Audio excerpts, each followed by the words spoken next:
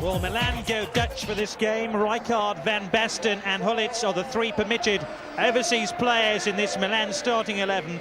It means Gullit starts his first league match of the season, and there's no place in this team for expensive imports Jean-Pierre Papin or Dejan Savicevic.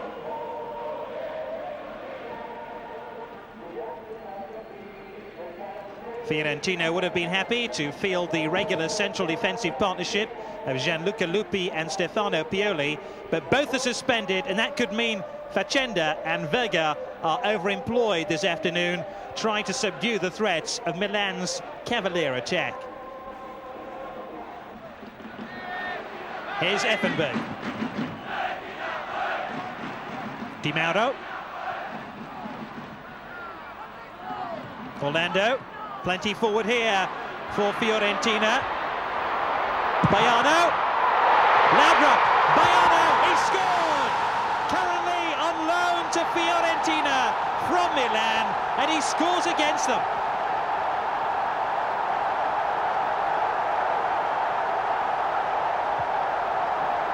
Just a suspicion of offside, but once Baiano had sight of the goal, his true shots beat Antonioli, and Fiorentina have the lead.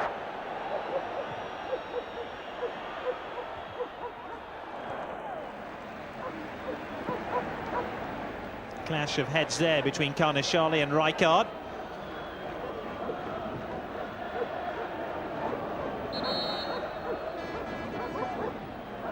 Here's that incident again. Frank Rijkaard desperately trying to keep the ball in play.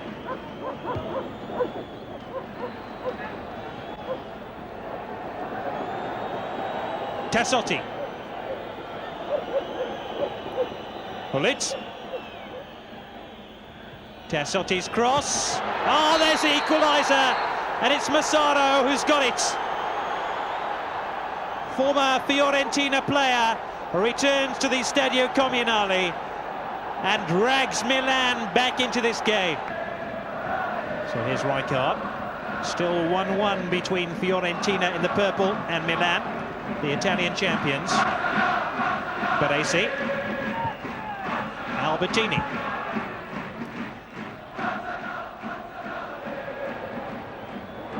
Fiorentina have conceded a lot of space in midfield, and in defence, Lentini. That's 2-1 Milan.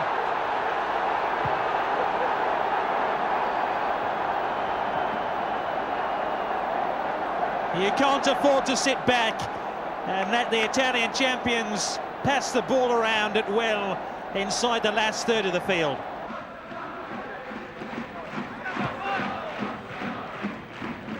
Lentini and Van Basten play that neat 1-2. Then Van Basten wins the ball back for Milan. Rijkaard. Gullit. Oh, brilliant goal!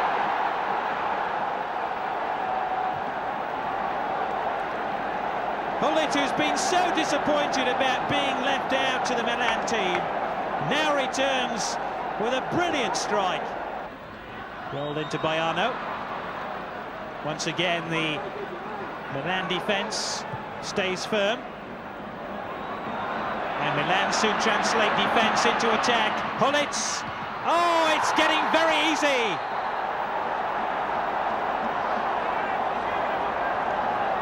Gullit now scored one and made one. And a goal for Massaro, his second of the game. 3 now for Massaro this season. And the former Fiorentina man is having quite a game. Corner to Fiorentina, who need a goal at the start of this second half. They trail by 4 goals to 1. There's Effenberg, number 7, being marked by Gullit. Oh, that's a great touch by Laudrup. Great control, great vision too to knock it to the back post. Is it in by Effenberg? A goal for Fiorentina. And quite a scramble going on now in the goal net between Effenberg and Rossi. Effenberg could be in trouble. He wanted to retrieve the ball as quickly as he could, and the referee tells him to calm down.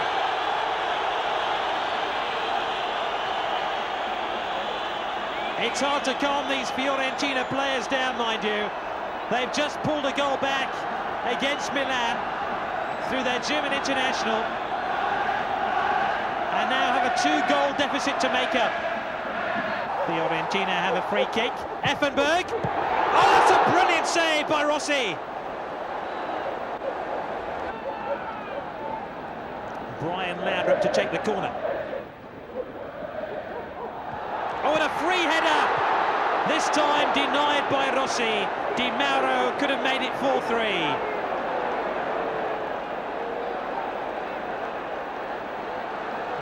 What happened to the Milan marking there? Van Basten with oceans of room now. Finding Gullit. Van Basten to his left. Gullit goes on his own. Couldn't squeeze it in. Evani.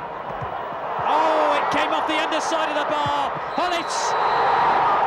It won't count. The linesman had his flag raised once Gullit went chasing after that ball, which ricocheted off the underside of the bar from Evani's thunderous drive.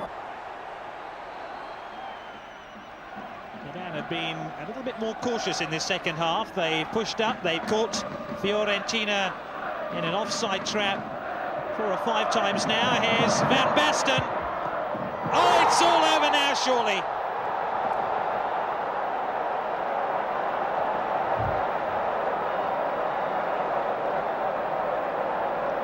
And Marco Van Basten, who scores goals for fun, found himself 5 yards clear of the Fiorentina defence.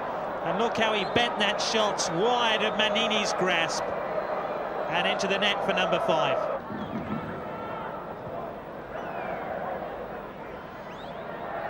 And the match now being played at training ground pace before Milan pick it up again. Van Basten, Gullit. It's all so easy for Milan.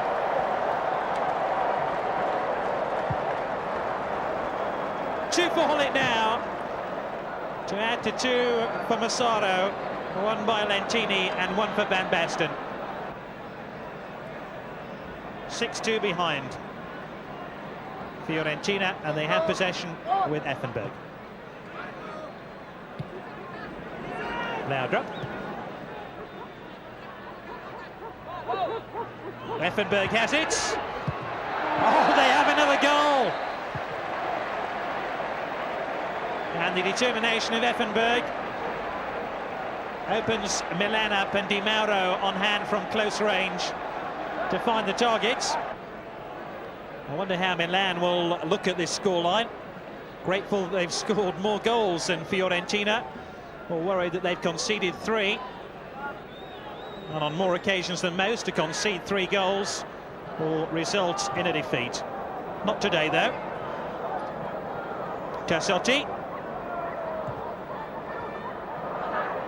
Gullit. Oh, he thought about the shot.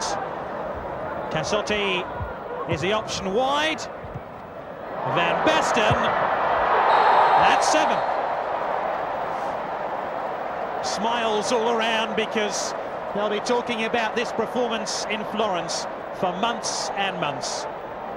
A clinical end to the game from a clinical player. That's finishing at his very best.